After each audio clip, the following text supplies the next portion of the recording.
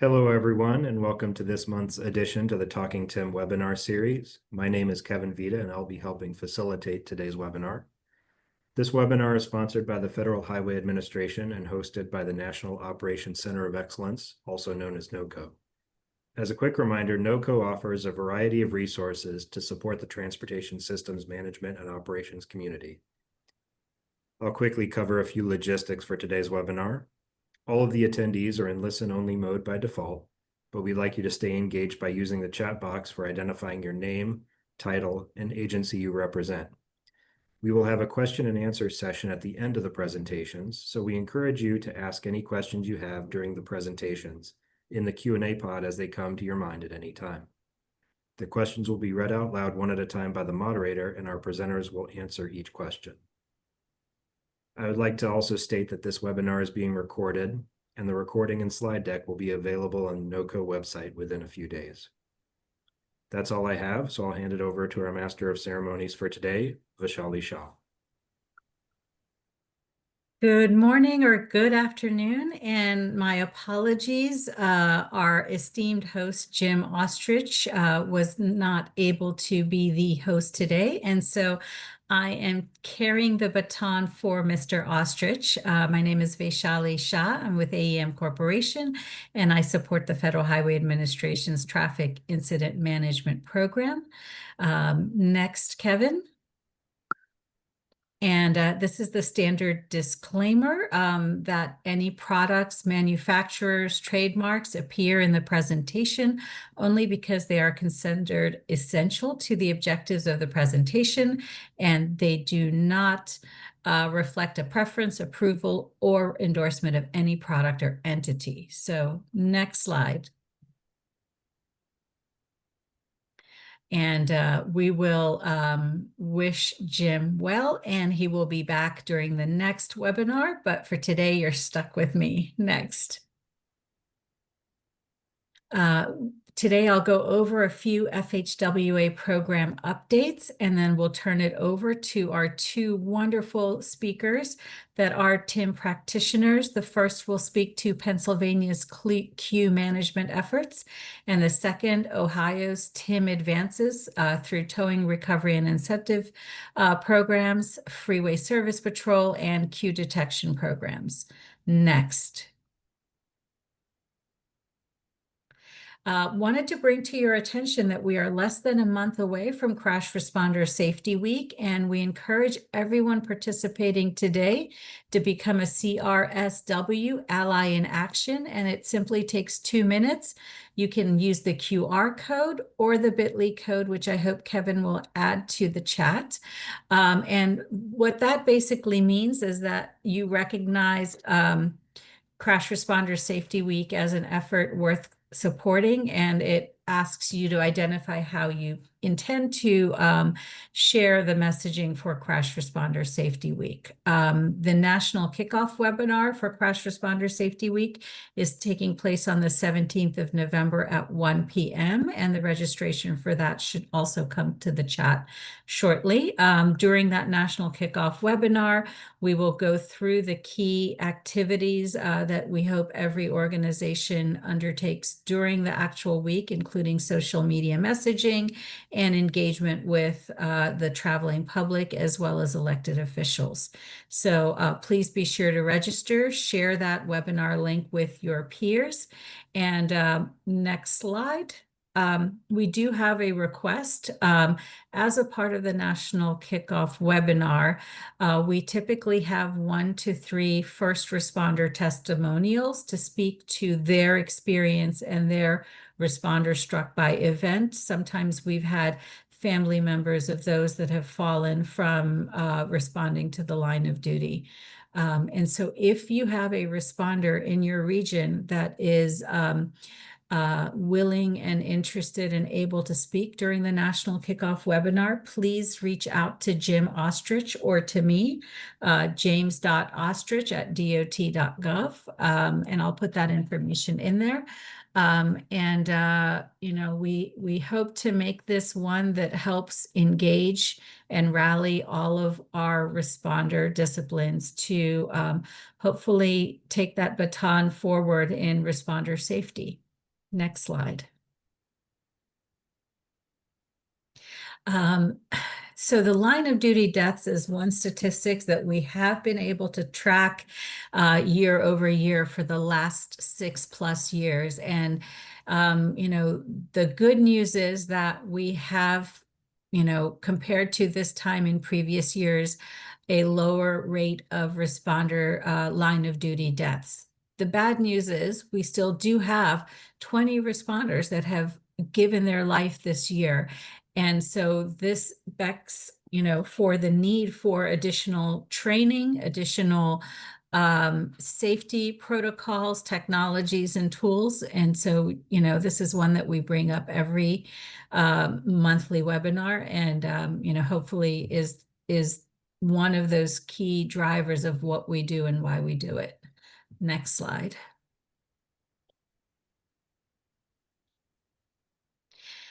And the good news is, again, we are almost at 820,000 responders that have completed the National TIM Responder Training as of October 6, 2025. Our goal is 1.4 million. So we're halfway or more there.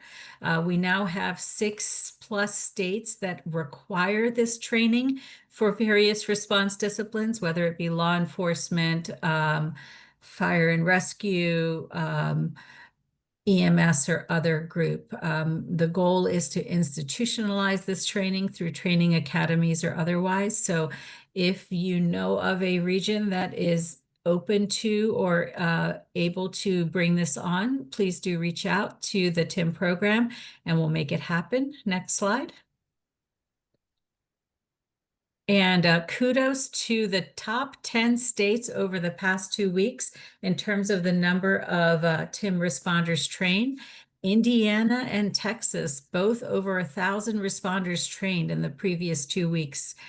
Georgia, Florida, Arkansas, California, Massachusetts, North Carolina, Missouri, and Oklahoma all have advanced the training by 100 to as many as almost 700 TIM responders trained. So big kudos. We'd like to see some new states every 2 weeks, or maybe see every state being well over that 100 mark for a 2-week period. Next slide. And with that, these are some resources for the TIM training website, which is really a great resource for the TIM trainers.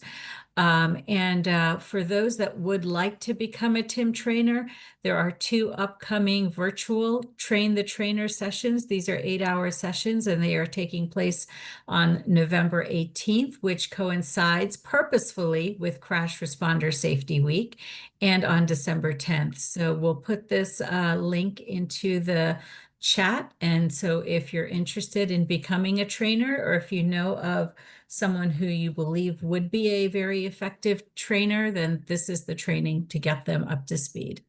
Next slide.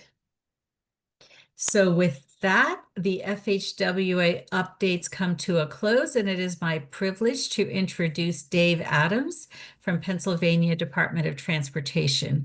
Dave manages the arterial section, freeway section, paint crews, and the Southeastern Regional Traffic Management Center within District 6, which covers the Philadelphia region.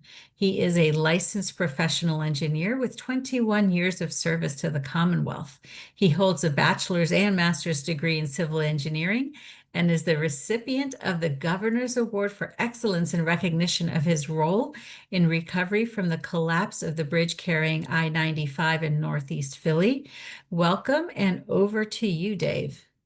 All right, thanks. I appreciate it. And thanks for the invitation to be able to come here and speak today. It's a lot of exciting projects, and looking forward to talking about them. Next, please. So as mentioned, I'm focusing in on the I-76 queue management efforts and how we've been able to improve operations and safety. Next, please. Just to give a little bit of background for those outside Pennsylvania, PennDOT regional map, we're divided up into 11 districts. There is no District 7. I'm in District 6, which is the city of Philadelphia, plus the 4 suburban counties of Delaware, Chester, Montgomery, and Bucks. Next, please. So a little bit of background on our TIM program. very important to us here in the Philadelphia area. We've had, unfortunately, 4 emergency responders struck and killed since 2018. Very important to us to have a unified TIM program here. We have a freeway service patrol program in both the city and then also in the suburban counties, which do a lot of good work for safety and to act as our eyes on the road. In addition, it's important to us to have proactive safety analysis. We consider ourselves kind of a leader. One of the guys from our office, Matt Elliott, he's been instrumental in reporting struck by incidents to the database in an effort to document and help prevent future tragedies. Next, please. A few of our initiatives. We have a lot of statewide and regional collaboration, including the statewide Pen Time Committee, and then regional TIM meetings, typically done by county and led by DVRPC, which is our local MPO in the Philadelphia area. In addition, technology is important to us as well, including the Haas technology.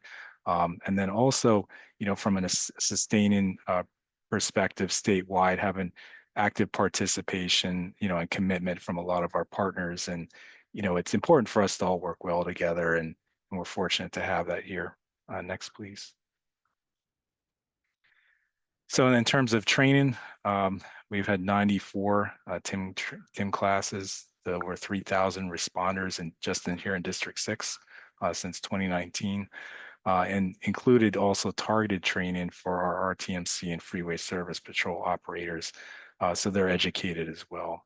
And then, a number of different technologies in use, UAS, and then also digital photogrammetry to clear crash scenes for investigations quicker. Also public outreach, including the Pennsylvania's Move Over law and that distracted drive and awareness through public events, and then also encouraging the 511 PA system. It's common for us to have, press conferences with district leadership and our press team to kind of get the word out there to improve highway safety. Next, please. All right, so a little bit of background on I-76. This is kind of give you a map of where we're at. This is a Schuylkill Expressway from Philadelphia up to the King of Prussia region. It hugs along the Schuylkill River all the way up into Upper Marion Township, which is King of Prussia. Next, please.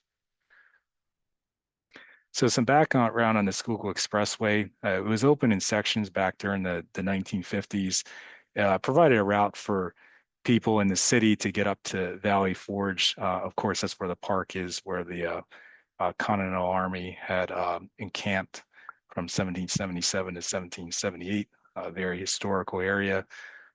In addition, around that time, the Pennsylvania Turnpike was extended from its original route, which was from east of Pittsburgh to west of Harrisburg, all the way to the Philadelphia area. So this connected up to the Turnpike up at Valley Forge. So if you were going to drive from the city of Philadelphia all the way over to Pittsburgh, then this would be a route to get up to the Turnpike and head west into the western part of the state. Next, please. So we're constrained on both sides. It's a challenging situation. So you have steep cliffs on one side and the Schuylkill River on the other, which makes it very difficult for any type of expansion effort. So it ends up being a natural bottleneck. In addition, since it was built in the 50s, the King of Prussia area has really expanded. We have the King of Prussia Mall, which is one of the largest malls in the country. It's a very big commercial center, in addition to completion of 476, which we call locally the Blue Route, along the western edge of the suburbs. So from a transportation perspective, the very high demand corridor, and with limited constraints, it kind of limits our options. So we've turned to different things like ITS technologies, which we'll kind of walk through here. Next, please. So to give you a little bit of background, this is at our district office, our traffic management center. This is where I'm located right now. This was opened in 2023. We modeled off of a lot of, we visited a number of other TMCs and decided, well, what we like and what we wanted to improve. And very great facility to be able to manage all the ITS devices. We have or 500 cameras in the Philly area, plus over 200 message boards. We have a really nice room for our incident command center. So very good place, and plenty of room for expansion too in the future. Next, please. This is the start of the Schuylkill Expressway, just to kind of give an idea here. With the Schuylkill Expressway Plus on the right there, you can see the variable speed limit sign. Next, please. So what's the problem? High number of crashes and overcapacity. So what's the remedy? And here, in terms of variable speed limits, it's two parts. One was we wanted to reduce the likelihood of a rear-end crash at the back of the traffic queue. And number two, reduce the likelihood of a crash when you have a situation with high density and very high speed, which I'll walk through both of those. Next, please. All right, so this is a look at through our ATMS software, what it looks like. We have 72 variable speed limit signs, 9 new, and utilized 4 existing changeable message signs to work in conjunction with them. And then we installed microwave detectors along the corridor. And then as a backup, we use INREX data, which is crowdsourced data that we purchase for travel times. And we made it operational in early May 2021. Next, please.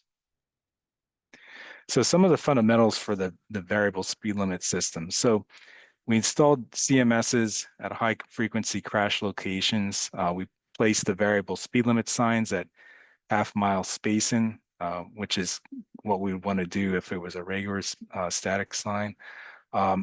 Detector data was pulled every 40 seconds through the microwave detectors. In addition, as the backup, like I said, INREX data is pulled approximately every 8 minutes.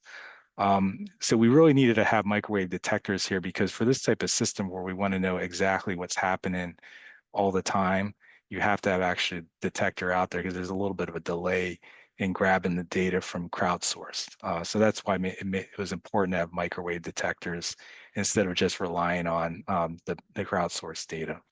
The maximum speed in Montgomery County is 55 miles per hour. And then when you hit the city limits, then it turns into 50 miles per hour. We don't allow more than a 10 mile per hour step drop in speed limit between variable speed limit signs. And then also it's run fully automated. We can run it manually or semi-autonomously if we have to, but we do allow it to automate 24/7.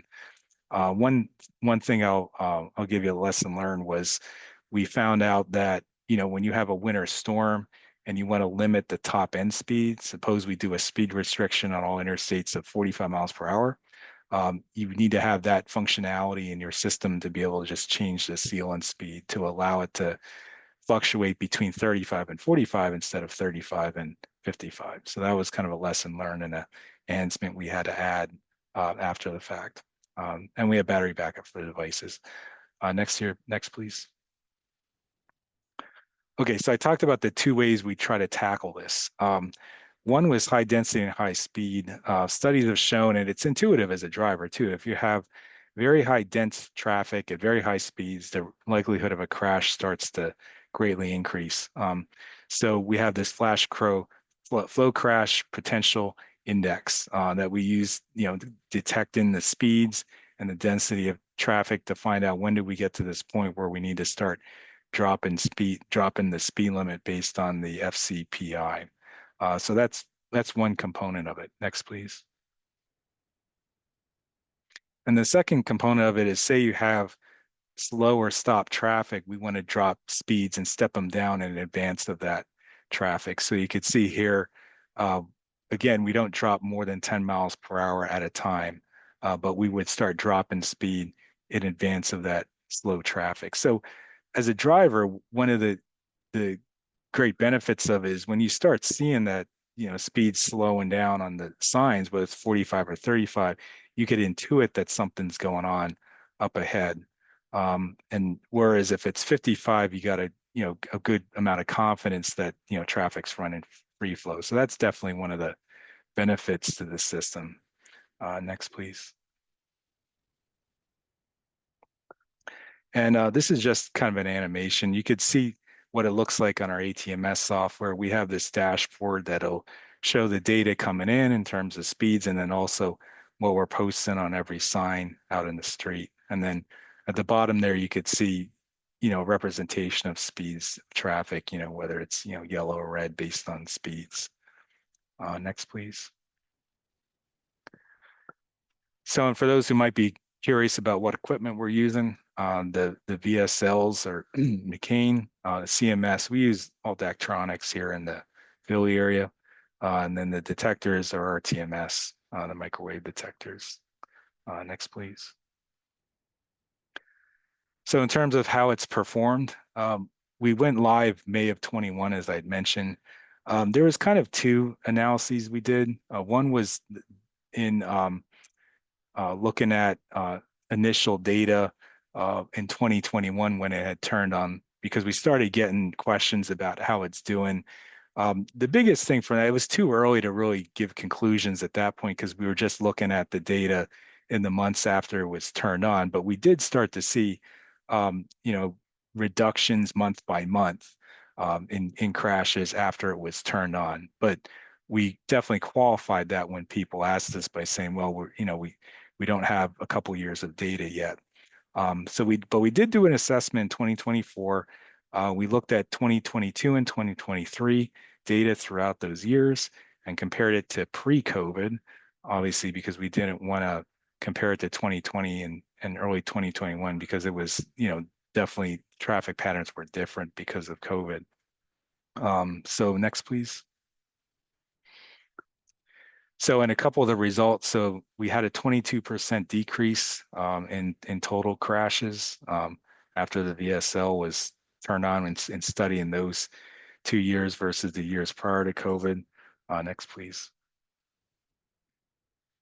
And then a 32% decrease in rear end crashes. Next, please. And then a 21% decrease in crashes involving injury or fatality. These were definitely positive numbers and showed really good results for the system. Next, please. And then just a few highlights. For instance, from a travel time perspective, 2023 versus 2019, we had reduced travel time by 4 minutes eastbound in the PM, and then 2 minutes westbound in the AM. So that 4 minutes, it's like roughly like around 12 or 3% reduction. And then the 2 minutes, you're looking around, 5-6%, just roughly round numbers. So that's very positive. There were some peaks. You could look at the peak before and after, and it might be about the same. But then again, here's examples where it actually reduced travel times in addition to the reductions in crashes. And that's in addition to the corridor carrying about 10% more traffic compared to 2019. So with that, we were positive that it wasn't based on any reduction in traffic. It was kind of a true comparison in addition to be able to handle more traffic. And then also we used the FHWA emissions calculator, which showed emission reductions of 3,140 metric tons. Next, please. So I mentioned before, just to give you a bigger perspective here, in the 76 corridor, like I said, we're very constrained. So there's kind of a menu of things we've been doing here to try to improve the corridor. And another big part of it was improving traffic signals parallel to the corridor. And historically in Pennsylvania, the municipalities owned and maintained the signals, but we had, legislation that enabled us to, as a state, take over ownership of signals on corridors. And this was the pilot, was to take over corridors that are parallel to 76, and through, improved maintenance and improved operations and equipment, it would be able to help travel through this entire corridor. Next, please. And this gives kind of a list of different things we had looked at and considered, with the part-time shoulder use being one of the bigger ones. Next, please. So the flex lanes are also known as part-time shoulder use. So what we plan to do is build out the shoulders on either side to be able to add a third lane on the 76 corridor. We're looking at another 4 or 5 years yet, but the project's in the works, it's in design. This will definitely be a game changer. It'll allow us to, what we would probably have the third lane open all day, but possibly close it at night. If there's a crash, we'd be able to close, say for instance, if there's a crash in the left lane, we could close the left lane in advance of the crash, or the left 2 lanes if need be, using these lane use control signals. So it'll definitely be a game changer. Next, please. And a few of the benefits, as I mentioned, to dynamically provide additional capacity. It could work in concert with the variable speed limits to both of them improve traffic. And also, the reduced congestion hopefully will reduce crashes as well. And it'll increase throughput as well on 76 corridor. Next, please. And this is the program schedule. Again, we're still a ways off before we get to construction for the flex lanes. There's 2 sections, FL1 and FL3. One's up near King of Prussia, the other is closer to the city, and then there's a second section yet that's in the middle, FL2. That's probably the bigger lift, I'd say. That one, it's still a ways off. We haven't gotten a design yet for that one. Next, please. And thank you, appreciate it. And I'll be around later on for questions at the end of this seminar. Thank you. Thanks so much, Dave. This was really informative, and it was great to see all of the quantitative assessments that your agency did to demonstrate the value of implementing this ITS/crowdsourced data corridor with variable speed limit and queue management. So next slide, please.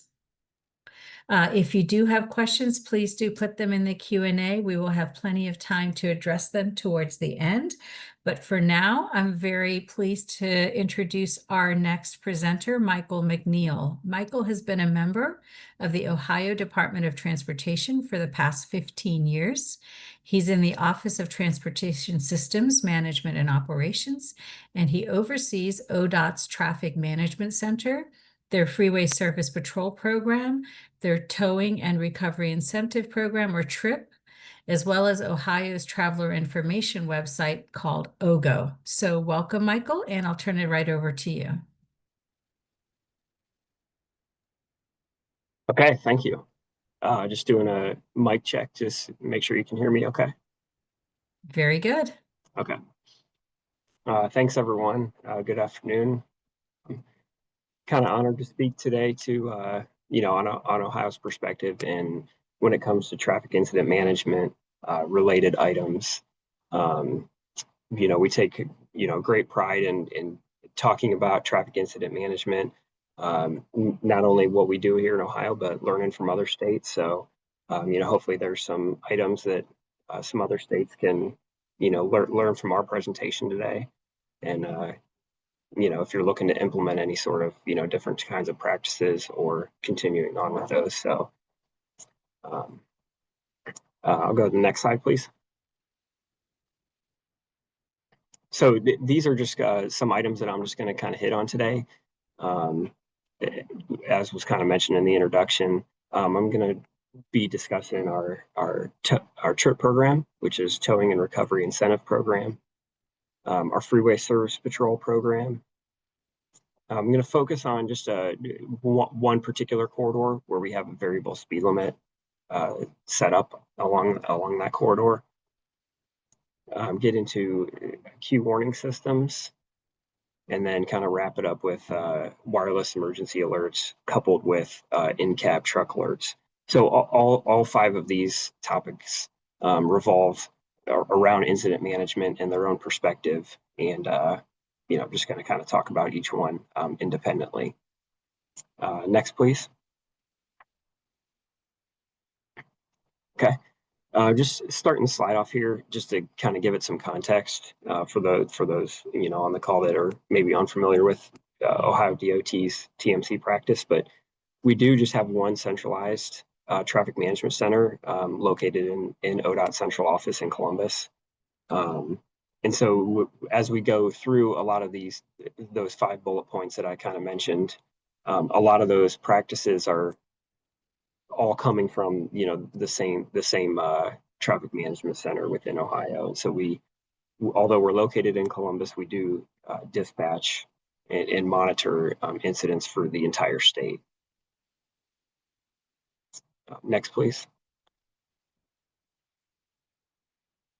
So just my second slide here on our traffic management center, very similar to others, around the country, with 24/7, 365 operations. And just over 1,300 cameras we have access to and playback access to as well with those. And like I said, we do post incidents for all of Ohio. Anything that's on interstate routes, state routes, or U.S. routes is considered as the ODOT maintained system. And we actively monitor 6 urban areas that you can kind of see in the image there with the blue icons.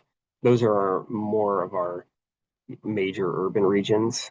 And while we actively monitor those with operators that you can see there in the image, we do, again, cover all incidents if something were to happen in Eastern Ohio along the interstate and so forth. And then kind of getting into the 3 bottom bullet points, which lead into just today's discussion as well, is from the TMC, we manage Ohio's smart corridors. We dispatch our freeway service patrol from the TMC along with dispatching towing companies for what we classify as a trip event. Next, please. So the first one I'll start off is the trip program. A lot of states probably familiar with this or have something very similar.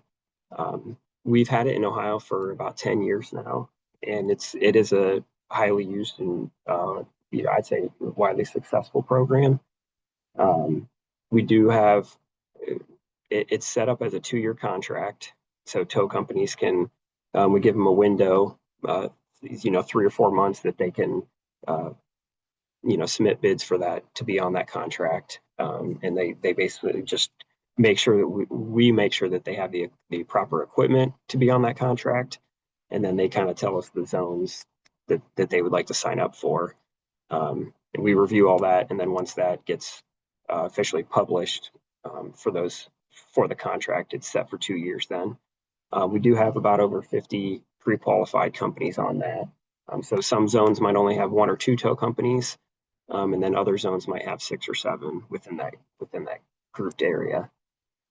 We do cover all interstates for Ohio. That's kind of in the top left image there. You can see the state of Ohio, and then all the black lines there are technically considered like that's all covered by our trip program. Most of that is all interstates. There's some state routes and U.S. routes associated with that as well that are kind of like freeway lookalikes.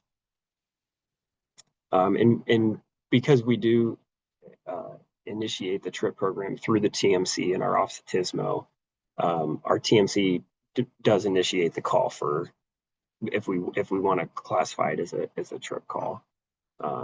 So anytime the number one qualifier is that it involves heavy commercial tow vehicle or heavy commercial vehicle, and then other things like if there's fatalities or hazmats involved, those are typically qualifiers that might rule it out as being a trip event, but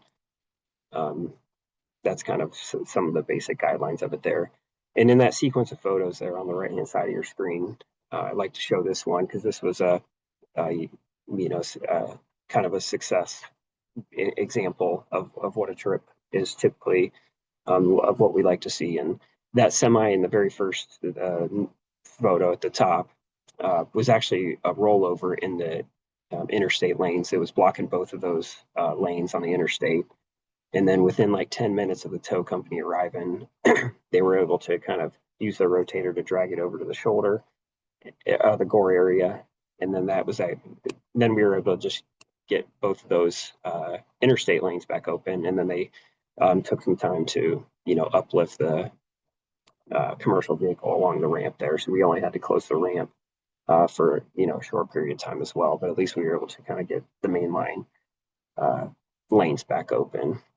So as we talk through a lot of these different items today, they do revolve around like you know, trying to prevent secondary crashes as well. And so this is, you know, one of the major goals with the TRIP program. Next, please. This is just my other slide on the TRIP program. So we average about 140 to 150 of these calls per year, where the TMC would initiate the trip, reach out to a tow company, they respond, and if they you know, arrive in the specified time and clear the event, then and lanes back open, then they are provided the incentive.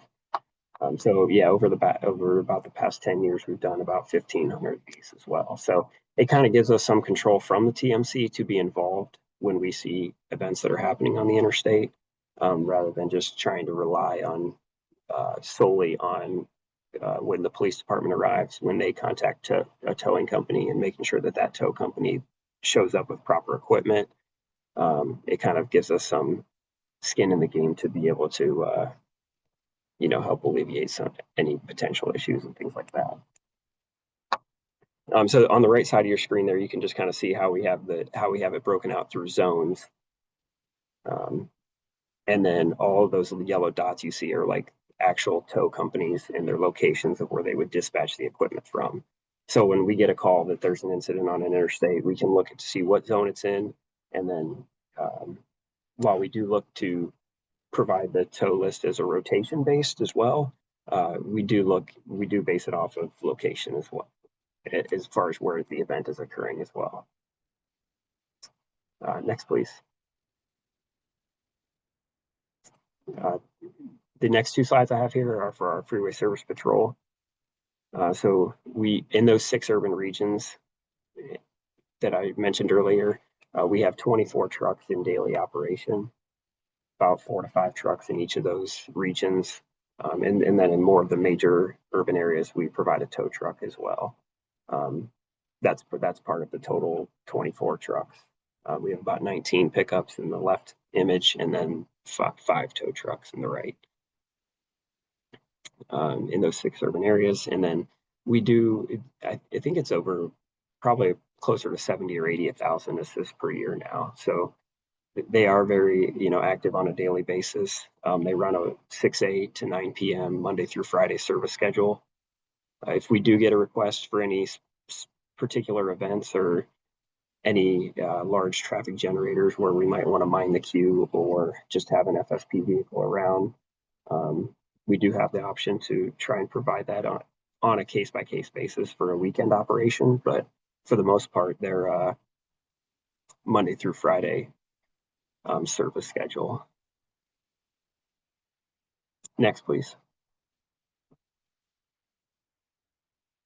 And this just kind of gives you a snapshot of those 6 urban regions.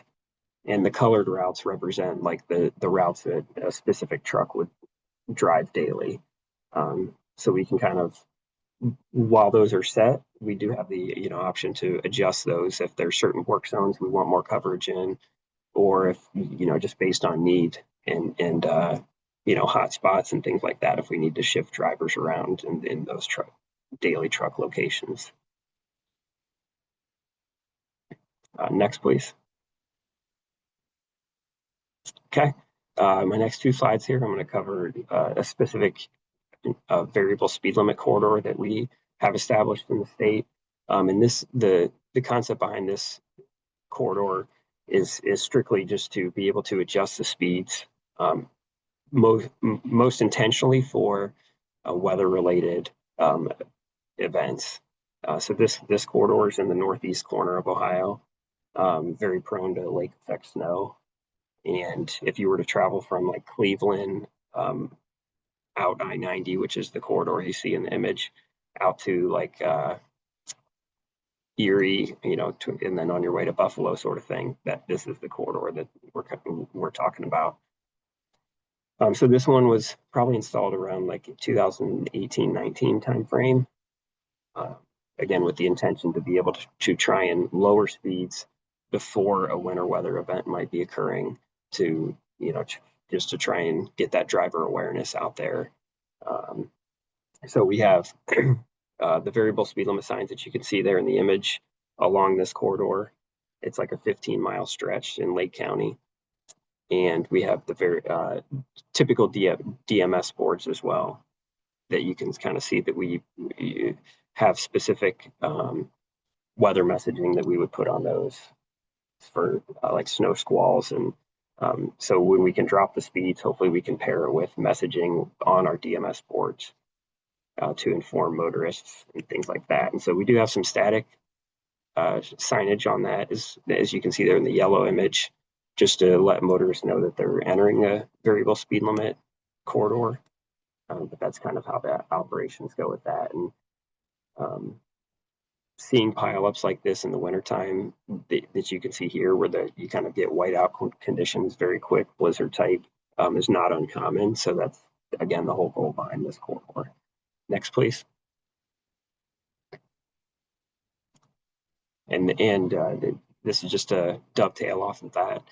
The I-90 corridor, you can see there, runs kind of northeast, and basically each of these icons on the map is just a representation of where we have a variable speed limit sign coupled with some Q warning signs, I should say. They're just smaller DMS signs that we can put that when it's active and things like that to inform motorists. So this is manually operated through the traffic management center right now. There's various ways that we can get the information based on local sheriff, local ODOT, cameras, and just, weather radar and things like that to really understand when something's going to be passing through that area. But when we do go to drop the speeds, it is manually done through, as you can see there, our TMC specialist. And then we would monitor the event throughout if we need to keep lowering the speeds, or at some point, again, raising the speeds back to normal if the event has passed. Next, please. So here I'm going to discuss our Q warning detection. We have this in about 8 to 10 locations around the state, but there's a project through our TSMO program to expand that to, I think, another 10 to 15 locations. And essentially what it is, it's providing locations that have fixed cameras, like in the image here. And then within that fixed camera, we can set up the detection zones. And that detection essentially, actively tracks the vehicle's movements through that zone. And when it detects a vehicle speed slow enough, then it cues the detection to a sign that would be just on the other side of this, on the back side of this image, to let motorists know that there's slow or stop traffic ahead. So this is done automated. You can kind of see in the process at the very bottom how it kind of shows the camera. The detection goes off. Then it actually gets fed through our ATMS software in the TMC, but then it pushes automatically to the signs out in the field. So it does come through ATMS, but that just kind of serves as the middle ground, and then it automatically feeds to the sign to say watch for stop traffic, slow traffic ahead. And then that message would stay up for 5 minutes on the sign, unless a new event is triggered for the detection as well. Then it kind of resets that time frame. So that's something that is definitely being more explored based on the technology of the cameras, and just through our TSMO program to kind of expand this around the state in needed locations that experience queue areas, even queue traffic outside of even the normal rush hour, things like that. Next, please.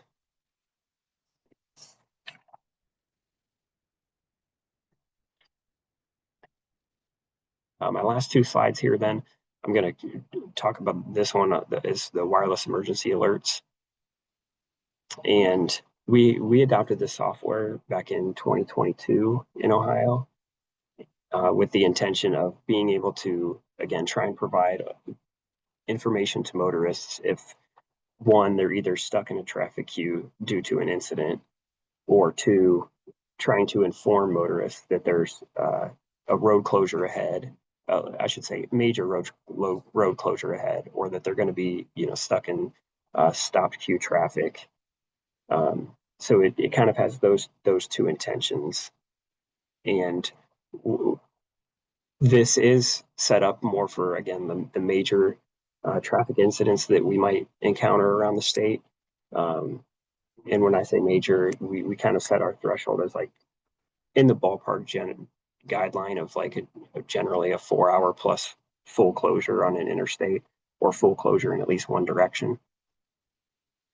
And in the image there that you can see, this one we did on the Ohio Turnpike. We have the ability to just draw a geofence boundary around the roadway. And then the messaging and that you can see there in the image where it says public safety message that we pushed out on December 23rd.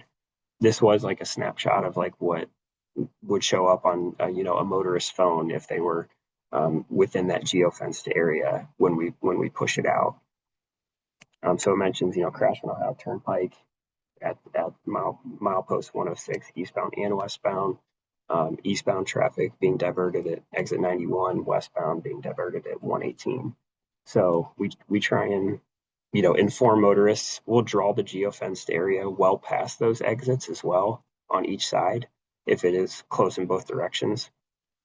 Again, with the intent of informing motorists to hopefully be able to choose an alternate route or exit the interstate before they reach that closure point where they're either being forced off the interstate or they're going to be stuck in the stopped queue. So that then the bottom image there for the public safety alert is kind of just another screenshot of like what it looks like when it shows up on a motorist's phone.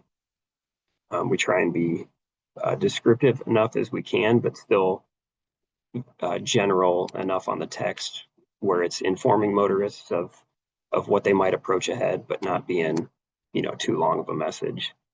And it's essentially more beneficial even in urban or rural areas where we don't have digital message signs and ways of informing motorists that they might run into a long-term closure ahead. So it's beneficial in those areas.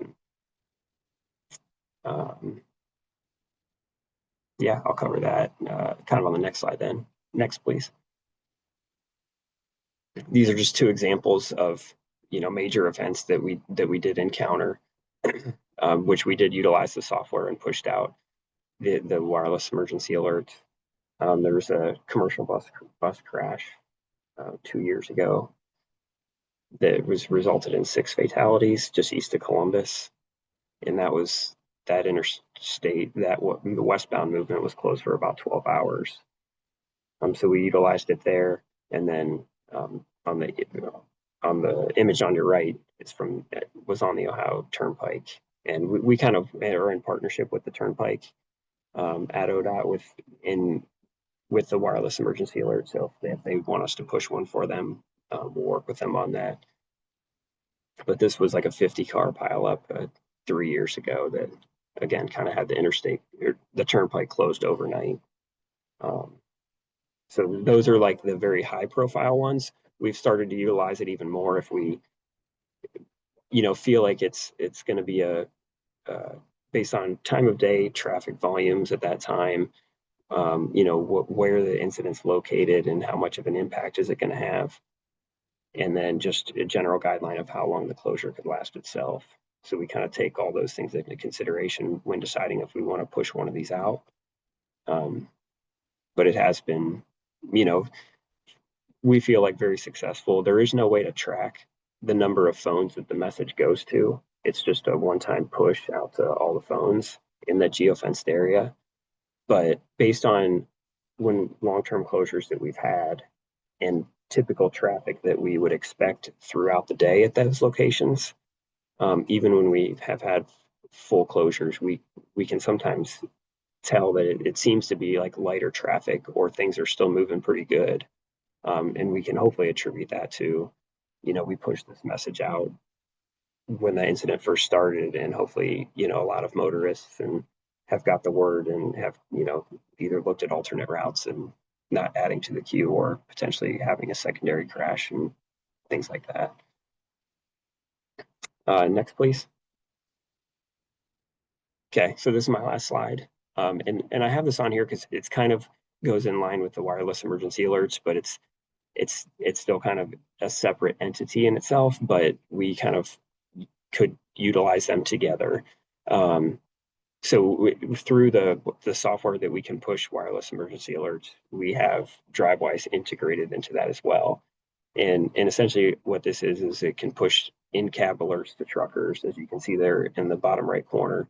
It can push messaging. I think they get like 25 characters for 2 lines that we can push out to an in-cab device for truckers.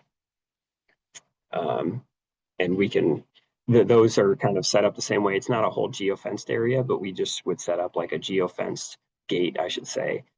And then when commercial drivers pass over that gate, then they would get the notification on their in-cab device. So we can, when we push out a wireless emergency alert, we can also push a message, a specific messaging out to truckers. If there's anything that we want to mention to them differently, maybe to use a different alternate route or detour than just the general public. So it's kind of a nice feature that we've kind of coupled together with the wireless emergency alerts. And again, sometimes use them in tandem, but other times we might just push out a DriveWise alert, or we might just push out a WIA. So yeah, I think that's all I kind of have, and just covering several different things that we use for traffic incident management from our TMC perspective. Thanks so much, Michael. Excellent information. A lot of information, but excellent information. And I think we'll go to the next slide and do some Q&A. There's been a lot of questions in the Q&A box as well as the chat. So I will put on my Jim Austrich hat and start, Michael, with the very first easy question to you. I think that was from Joseph Haynes, who's in the towing and recovery industry. Does TRIP cover Ohio Turnpike in terms of its coverage area, the Towing Recovery Incentive Program? It doesn't cover the Turnpike.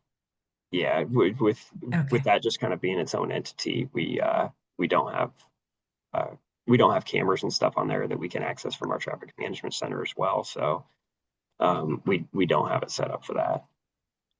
Okay. Easy yes or no answer. Very good.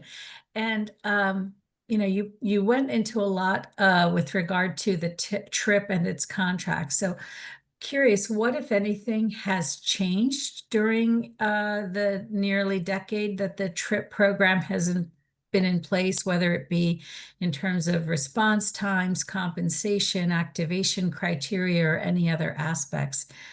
Could you touch on that? Yeah, a lot of it has actually stayed the same, and it seems to have been, pretty successful all throughout the years.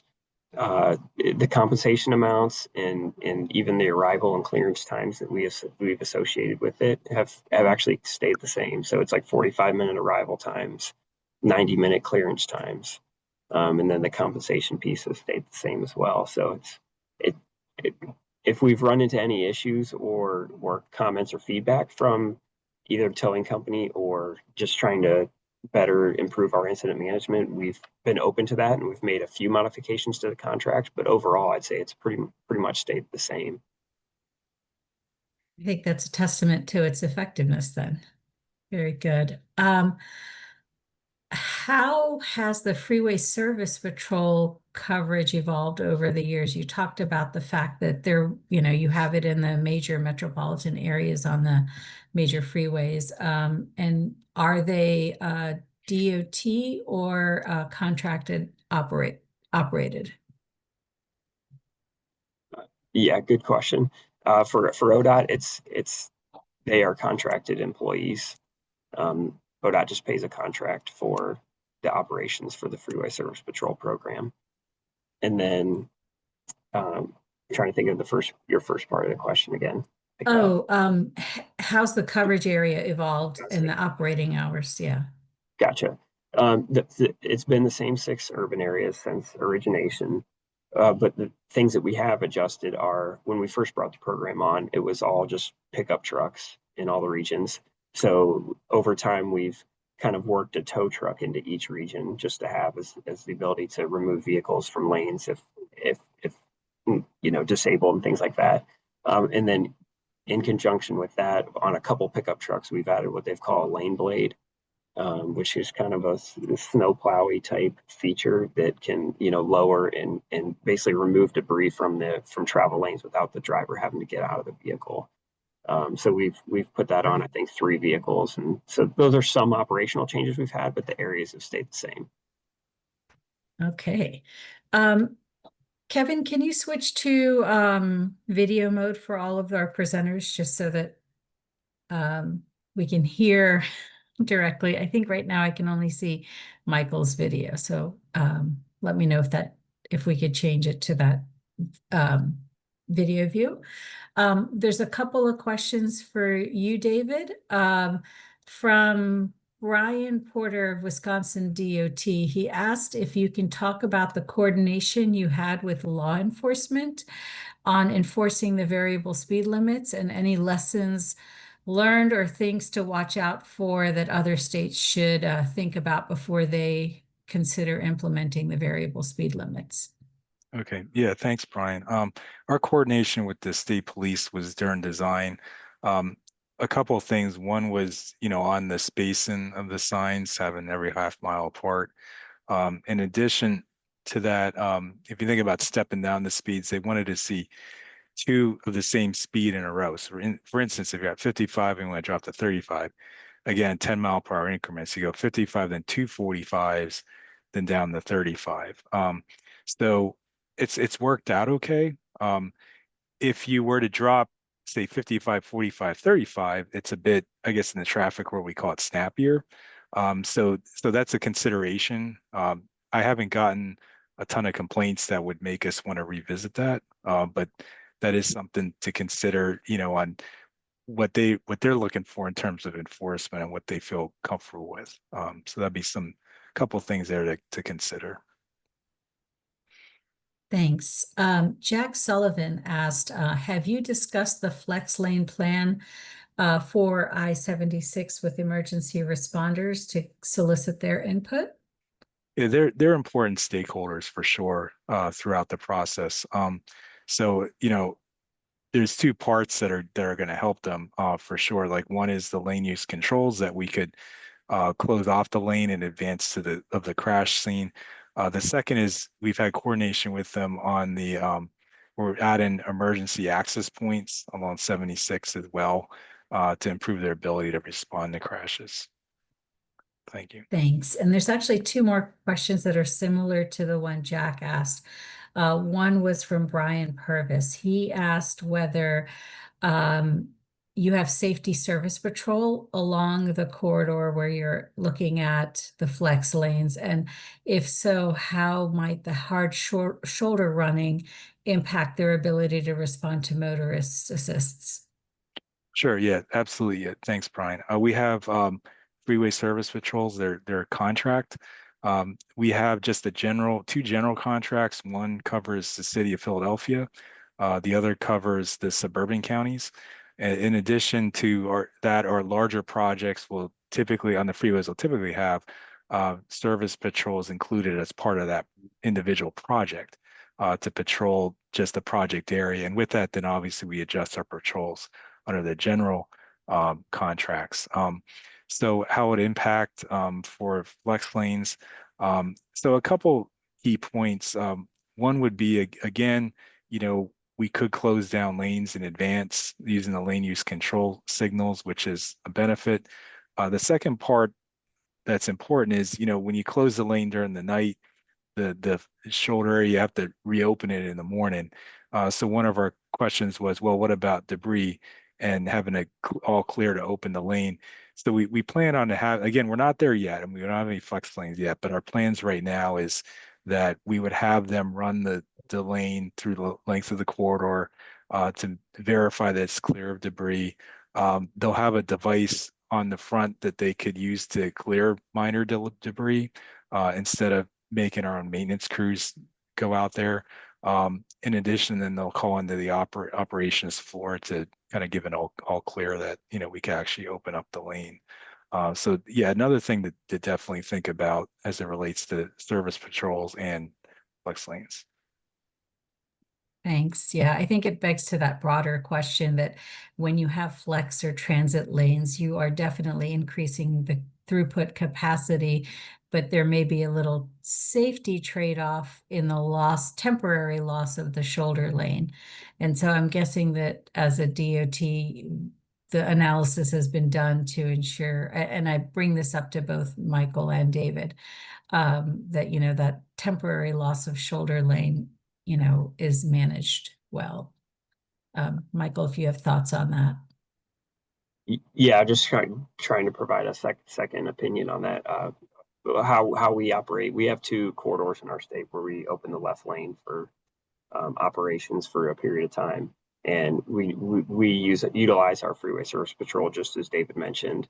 If we're going to open our smart lane at, say, at 3:30 in the afternoon, we'll have them between 2:30 and 3:30 drive through the lane and do a sweep of that, and then they radio back to our TMC that they've, you know, done their sweep and that there's no debris, or that, you know, if there's anything there that we need to take care of. Outside of the initial sweep, it's pretty much the standard operations as far as needing FSP in that area to respond to vehicles and things like that, because we kind of control the opening and closing and lanes and everything of that nature from the TMC. That's just the additional involvement with the freeway service patrol. Thank you. Let's see what other questions we have. Michael, to you, how often is the queue warning activated that you were talking about? And you talked about it being relatively automated. When does the operator, has the operator have to sort of come into play before it's the messaging is on the DMS or otherwise? Those queue, I should say it is commonly used and triggered a decent amount in certain various areas, depending on the traffic volumes and time of day. But our whole goal is that because it can trigger on and off so much throughout the day, that we didn't want like manual operator involvement with it, because it's just very distracting and it's taking them away from their regions and very time intensive and things like that. So our even though it passes through ATMS, our whole goal is that we want it automated, and when it triggers from the detection, that it automatically posts to a sign with the messaging. And I think it's pretty quick. It's within like 30 seconds or a minute that it like posts the message to the sign automatically. Okay, so it's very well automated, and there's a comfort level with the automation that it doesn't really need active monitoring from TMC operators. Very good. Let's see if we have any other questions. Yeah, actually, I had one for David. Given the success of the variable speed limit and queue warning on I-76, has that prompted consideration of deployment of the technologies to other corridors? Yeah, absolutely. That's absolutely correct.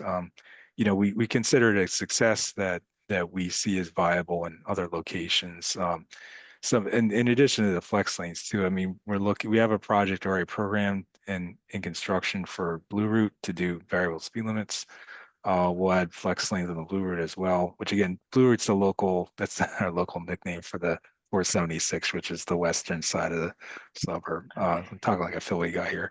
And then also like 95 and then 30 bypass around downtown. We have a study on 422. Well, it's not been finalized yet, but there's certain considerations for ITS on that as well. So yeah, it's definitely going to change operations, particularly the flex lanes, because right now we have a certain number of people on the floor. We have 8 operators on the floor in the AM and the PM.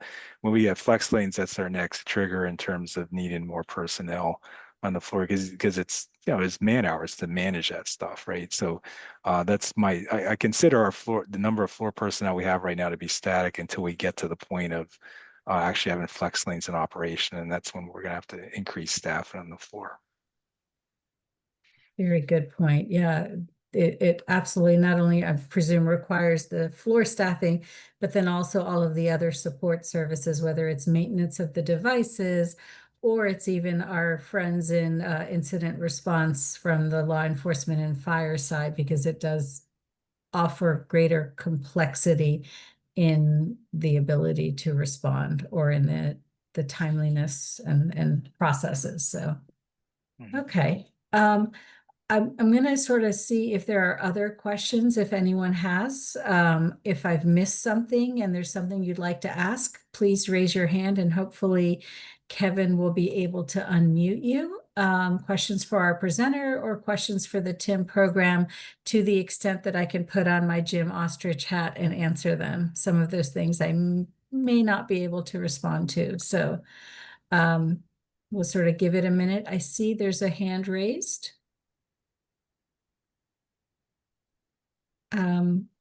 Yeah. Hey, Vishali, it's Brian Purvis. Hey, Brian. Hey, I just wanted to reach out. I tried to get with Jim Ostrich, but in addition to Crash Responder Safety Week, we've also got the TIM self-assessments going on. It's open until November 30th. We've actually got about 14 of them completed. 19 are in like partially completed. We had about 80 of these done last year. Just reaching out to folks to let them, as a reminder, the 19 people that have already logged into that system, if they could go ahead and complete. And then I know there's some scheduling you guys typically do, but anything you can do to get those completed, we'd really appreciate it. That's a great plug, Brian. I actually had that in my last slide. I was going to bring it up, but for those that are not familiar with the TIM self-assessment, it is a great online tool. I have the URL I was going to put in a little bit later, but I'm going to do it right now.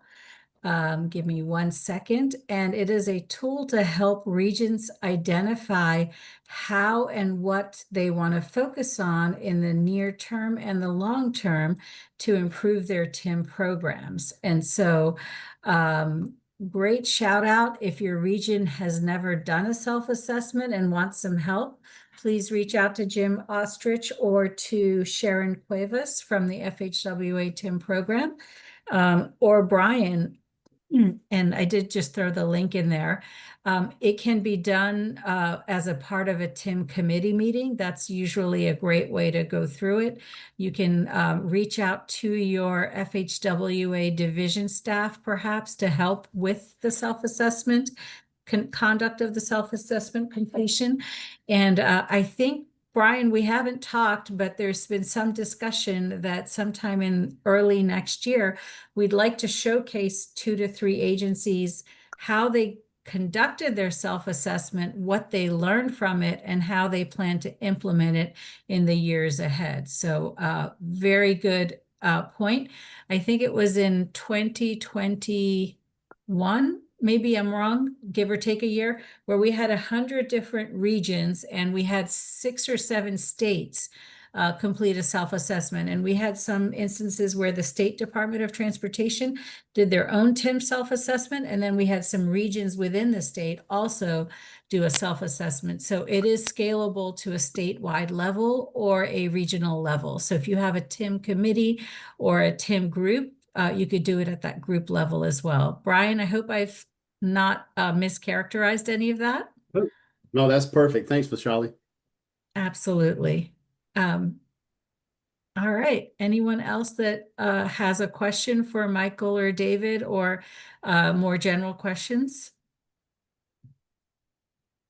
And if I was going to put on my Jim hat, I know he wanted to ask, for those of you that have been going gangbusters in planning for Crash Responder Safety Week, is there anything that anyone wishes to share in terms of their plans, particularly from the lens of large scale events or outreach, or unique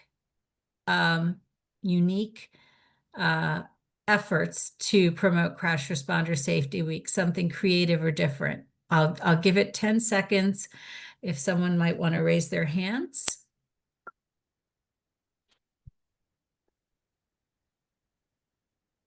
And by the way, to raise your hand, Kevin, how do people raise their hands? I'm not seeing it on my end.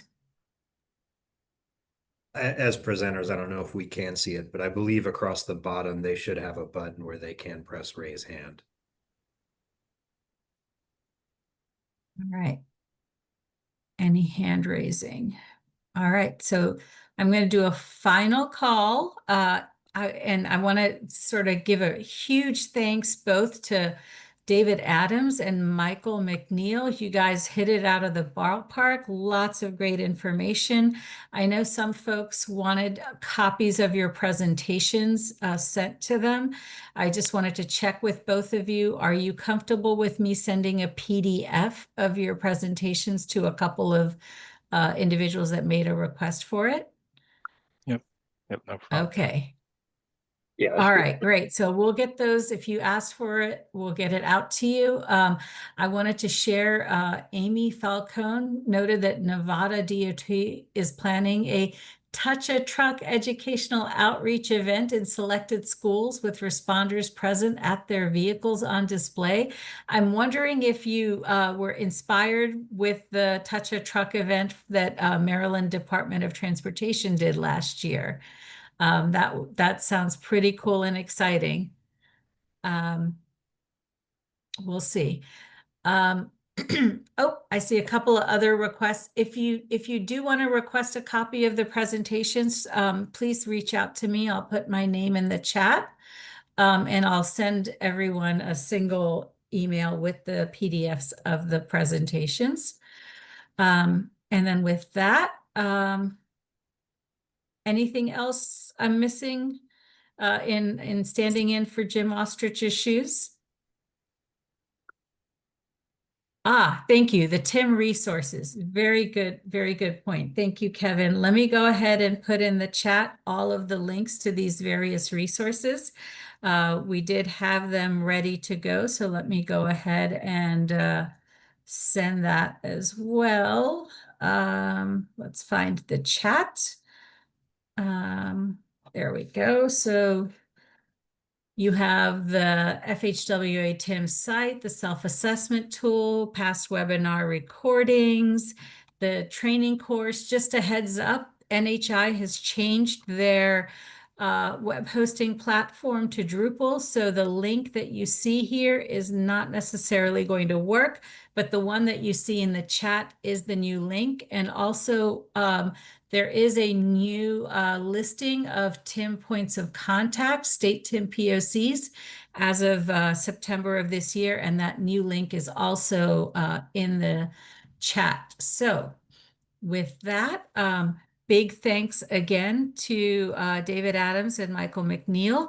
And please log in on November 17th for the National Kickoff webinar. And then December 3rd, our Talking TIM will focus on the business case for TIM programs and will feature Washington State Department of Transportation as well as 1 to 2 other state DOTs.